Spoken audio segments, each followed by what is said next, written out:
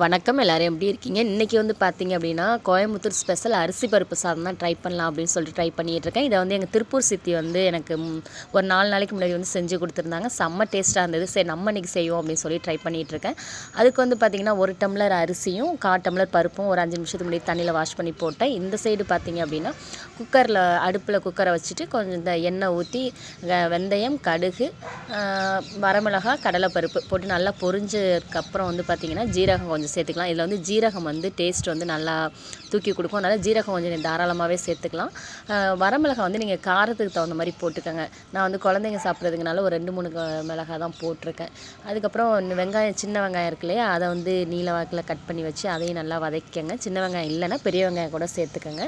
நல்லா வதங்கினதுக்கப்புறம் ஒரு 2 தக்காளி, குட்டி தக்காளியாக 2, பெருசாக இருந்தால் 1 சேர்த்துக்கோங்க. ஏன்னா 1 டம்ளருக்கு அவ்வளோ வந்து போதும். இது வந்து நான் குட்டி குட்டியாக இருந்தனால 2 தக்காளி சேர்த்து அதையும் நல்லா வதக்கிட்டு, அதுக்கப்புறம் தண்ணி ரேஷியோ எப்பயும் போல் நான் வந்து 1.25 டம்ளர் வந்து அரிசி பருப்பு எடுத்துருக்கங்கனால நான் 1.5 டம்ளர் வீதம் 3 டம்ளர் வந்து நான் ஊற்றிருக்கேன்.